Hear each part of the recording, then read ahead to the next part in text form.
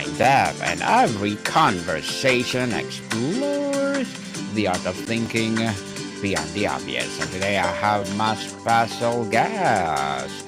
He's the nation's leading franchise consultant, helping you break free from corporate America to pursue your own dreams. None other than Mr. Adam Goldman. Welcome, Mr. Adam. And can you please introduce more about yourself that I missed? Thank you, Daniel. So you got it great. I am a franchise coach and consultant. And my role is I think of myself as being a matchmaker where I'm trying to connect really good potential franchisees with franchise brands that are fantastic. And it's a matchmaking type thing. It's almost like a wedding. Yes, I like that, Mr. Adam. And today we're going to talk about the future of franchising, emerging trends and industry to watch. And thank you so much for sharing your knowledge and wisdom to the world. So tell us, the pandemic accelerated trends like delivery, remote work, and hyper-local focus. What of this shift has permanently reshaped the franchising model and which we are temporary? So I listened to a fantastic podcast today. They talked about AI in business. And what I can say is, I know people talk about AI all the time, but I actually believe that AI has really helped different franchise owners in efficiencies. And I'm more talking from a customer service point of view. There are different, I don't care which industry it is, whether it's house cleaning or any other type of service. If you have a really, really good chat bot and you're able to program it in the right way, that can really save a lot of money. And it could give you a competitive edge over your competitors. And for the right franchise systems know how to use AI in the right way, that could really be a great thing for your bottom line. Franchising is often associated with fast food and retail. What are the most promising non-traditional sectors that we are now ripe for franchising and why? So I love things related to health and wellness. I don't think that's the kind of thing that's going away. So things such as fitness, right? Anything where you're taking care of yourself, maybe things related to, I don't know, saunas or working out or boutique fitness. I think it's a great business to be in.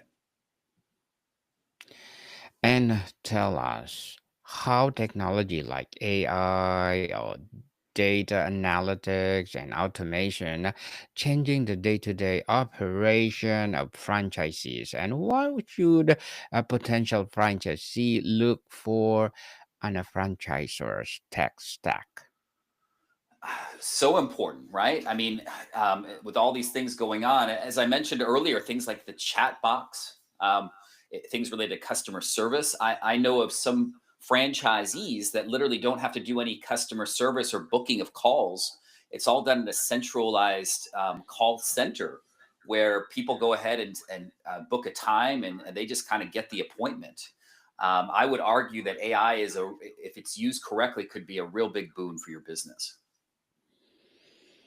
In a potential economic downturn, what is the types of franchise models tend to be more resilient or even thrive? Are we seeing a rise or recession-resistant franchise concept? So it's interesting. The last time we had a big recession in the United States, Daniel, was in 2020, right? And so I found essential businesses, things such as house cleaning, right? That people need if the economy is great or if it's not so great. I see these businesses still being doing really well, but what I would say is that other businesses are doing well as well, right? Because you don't necessarily have a recession right now; you just have uncertainty. So I love essential businesses, things such as things related to the senior community, or things like water restoration. That's a really good. These are really good categories that I really like right now. Mr. Adam, can you expound this phrase on your website? Change your life. I use my skills and experience to guide you from the beginning to the end of the franchise investing process. So what I see my role. is that my candidates come to me because they want to change, right? They have a compelling emotional reason to go ahead and to change their life, right? And so what I mean by that is, I mean, I have candidates, some of them are actually international that want to come to the United States. Even now, with Trump as president, people are still getting E2 visas and are able to come and emigrate to the United States and change the life of their family and their kids by coming here. If it's someone that's an executive that's working 3 weeks per month away from their family and wants to have the flexibility to be there for their kids' theater or their kids' softball games, that's kind of what I'm talking about. It's not working, but working on your own terms. The health and wellness industry is exploding. Beyond fitness centers, what specific niches within wellness are seeing successful franchise models emerge? So many different ones, right? But my favorites are ones related to fitness in general, right? Things such as different modalities of fitness. Everyone's heard of Orange Theory before, right? I love Orange Theory very much. My wife is a huge fan. But there are other forms of fitness that are very, very popular right now that are not fads. And the aging population is a massive driver. How are senior care franchisee evolving beyond a basic and home care to include technology integrated services like social enrichment and specialized health management? So, look, when it comes to the senior industry, yes, there are certain companies that are only doing in home healthcare. There are many franchise brands in that specific industry. But if you think about seniors, it's not only about that. Let's talk about like some add-on businesses that make a lot of sense in that industry. Things such as mobility, or just as an example, it could be things related to refitting cabinets, right? That could be things as well that are senior related, but aren't necessarily a senior specific franchise.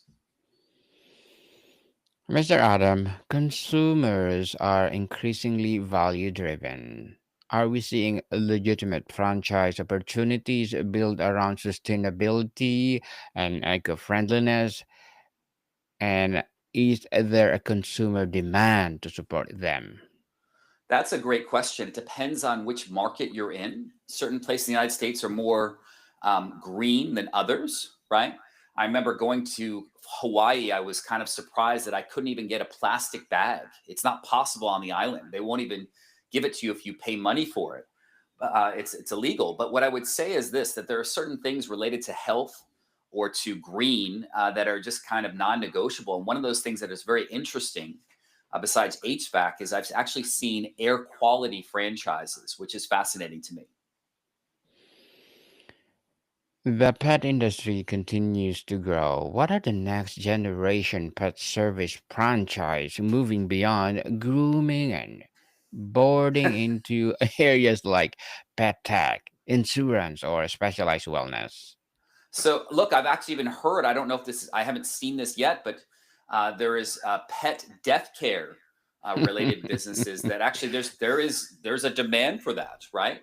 Yes. There's also situations where it's not only about doing grooming, but other things as well, other ancillary services. Pets are really an amazing, amazing business to be in, and it's not going anywhere. For sure, it will evolve and evolve and evolve. So, Mr. Adam, with the rising real estate and construction costs, how are we innovate franchisors developing low-cost mobile and home-based models to make ownership more accessible? So some brands actually, there's been a huge trend away from brick and mortar retail, signing a 10-year lease where you have to personally guarantee it. And so, for instance, instead of having a actual physical restaurant location, I have brands that actually are there and they're mobile businesses, right? Maybe even at the beginning, or that's kind of an ancillary thing. So there is an attraction to having a non brick and mortar business for sure. The trend is toward a multi-unit operators. So the first-time franchisee, is it still feasible to start with a single unit and build successfully, or is it barrier to entry now too high? So, great question again. This is a personalized service that I offer to my candidates. And for some people, one unit could be enough or more than enough. And they could potentially start at that one unit. I think about multi unit ownership as being insurance, growth insurance, right? To make sure that you can grow in the right way without having people right next to you. It just all is subjective to the actual candidate. Franchisee want more autonomy, especially with digital marketing and local store marketing. How is the balance shifting between the franchisors' mandated systems and franchisee-led innovation? Again, great question. If you look at McDonald's, right? Yes. All of their best things, the Egg McMuffin, the McFlurry, was actually created by franchisees. Smart franchise systems take really interesting things that their franchisees come up with and they adapt. I've seen different franchise brands take trends like Dubai chocolate and say, hey, we should probably sell this. And then all the other franchisees implement that. So great brands have a mix of both top down and bottom led innovation. So, Mr. Adam, are we seeing the rise of franchise concepts that are not location dependent and can be managed remotely? What are those look like and what are their unique challenges? So, look, when I think of things that are non location specific, and I have some of them, it's typically a sales type of thing, right? Sales type of organization where you have a product. It might be coaching, where you kind of you can sell it anywhere, right? And you're typically buying a job for that. So it's very much a rarity to have things that are not location specific, but it is one thing. And I think that for great sales people, right, that are kind of looking for a product to sell, to not be limited by geography, that could be helpful. The rise of a third party delivery and ghost kitchen has been disruptive. How should a potential franchisee evaluate a concept dependence on or strategy for those delivery centric models? Well, let's talk about this, right? Because if I'm buying a QSR or any sort of food, I want to make sure that I have access to fresh food and I want to see that. That's why I love these food light concepts, Daniel, where you're going ahead and you actually have food that doesn't spoil, right? And if you're far away from distribution centers, then it makes it a little bit more logistically easy. I mean, one of the reasons why food is so horrible at airports is because it's just logistically challenging to get fresh food there in the quantities that you need. Mr. Adam, labor shortages and wages are top concern. What are the most innovative franchisors doing to attack and retain talent? How does this factor into a long-term viability of a brand? Well, look, the best way to deal with labor shortages is not to have any at all, and actually even have some models that have no employees whatsoever. What I would say also is that there are some brands. I don't know if you've been to the Mall of the Americas or other places, and they actually even have robots that are the waiters at that specific place. But smart franchise brands do things such as provide health insurance for the franchisees' employees. There are innovations out there that are really helpful in frankly a challenging labor market. Mr. Adam, franchisors now have unprecedented access to data from their networks. How are the best brands using these data to help individual franchisees optimize their operations and marketing rather than just enforcing compliance? Another great question. What I want to say is this: that um, you can have the most amazing brains, right? But if you're not able to apply different changes and to actually figure out systems or processes that optimize. And my example is you might have someone, you just don't know how good it is until you actually use it. Your system right now might mean having someone that's there chatting with potential customers. And instead, if you could somehow figure out a way to kind of have some sort of AI chat related things that could really provide a lot of efficiencies. And I've seen smart franchise brands being able to implement processes that other people hadn't thought of that actually provide efficiencies for their network. The future gazing and final advice, Mr. Adam. If you had to pinpoint one emerging industry that is not yet saturated with franchises, but will be a 5 year, what would it be? So for me, I'm looking for things that are going to be around in 5 or 10 years that basically AI can't disrupt. And I gotta say, it's these industries that aren't going anywhere. These essential businesses, things like the senior industry. I myself am drawn towards businesses that aren't very glamorous, right? I think there's money in muck. So I look at businesses like those as well, where people things such as you pay other people to scoop up your dog's poop. I think that's a really interesting business that's not going to go anywhere because frankly a robot won't be able to do that. Yes, definitely. The legacy and brand challenges. How are we established decades old franchise brands successfully adapting their models to stay relevant against newer, more agile concepts? Well, I think you're seeing a lot of brands just kind of struggling. We saw this with Cracker Barrel, right? We're like, oh my gosh, should we Yes. change our logo? Should we not change our logo? Just because a brand has been around for 100 plus years doesn't mean it's relevant right now, right? And I think it's fascinating to see things such as you have a company called Redbox, and it's giving people CDs outside of McDonald's, but all of a sudden no one needs CDs anymore. And how do you adapt? Or Netflix, right? You have Netflix Yes. that's sending these CDs in the mail, and the next thing you know, wow, no one wants them anymore, so they become this giant of streaming, right? I'm always fascinated by companies that can innovate, especially in my space. Yes, or DVDs. And what is the international lens, which yes, international franchise concept that are successfully abroad, do you believe are poised or significant growth in the North American market? So my experience has been that the most successful entrance to the U.S. market are things in the fitness or wellness industry. I've seen concepts that are working in Australia or other places come in, and that's really interesting because Americans love, or even from Europe, right? There are certain ways to work out in Europe that haven't really caught on in the U.S. and they can actually bring them there. So fitness and wellness, in my opinion, is the one that has the international element that can come to the U.S.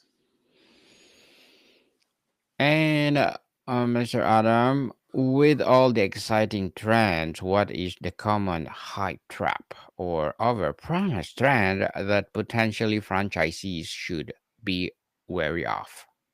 Beware of fads, right? Ask, and it's Yes. very hard to pinpoint it, but ask yourself if in 5 years or 10 years, is anyone really going to care about this, or is this going to be relevant? Indeed, the relevant thing. So, Mr. Adam, before we wrap up our discussion for today, I'm inviting you to please do listen to my other podcast, people. My other podcast, because my abstract essay is already in fifth season, abstract poetry in second season, my book 101 review in fifth season too, comedy 101 in second season, and my food 101 in fifth season as well, geography 101 in fourth season, and my baby podcast, law 101 and mental health 101, love letters in third season, and movie 101 review and music 101 in fourth season, and science 101 and sex 101 in its first season. Please listen to them wherever you listen your podcast. So, Mr. Adam, for someone looking to invest in a franchise today with a 10 years horizon, what is the most critical factor you should prioritize above all else when choosing a brand? It's fit. And I know that's a very abstract thing for an abstract essay podcast, right? But you got to Yes. find something that is a great cultural fit for yourself and kind of goes ahead and it goes ahead and achieves the goals that you're looking for in your life. Yes, people, it must be fit for everything for your principal, for your budget, or for your time as well. So, Mr. Adam, thank you so much for sharing your knowledge and wisdom to the world. So, can you please invite our listeners to support your advocacy, your business, or whatever projects that you're doing right now? So I offer free consultations to anyone interested in franchise brands. So go ahead and go to franchisecoach.net and schedule a free 15-minute chat. And I promise to let you know if I think you're a good fit or not for the franchise world. Yes, people, let's support Mr. Adam Goldman because if you support him for sure, more and more empowering franchise business to come. So, Mr. Adam, thank you so much for your time. Thank you, Daniel. More to come, people. See you soon.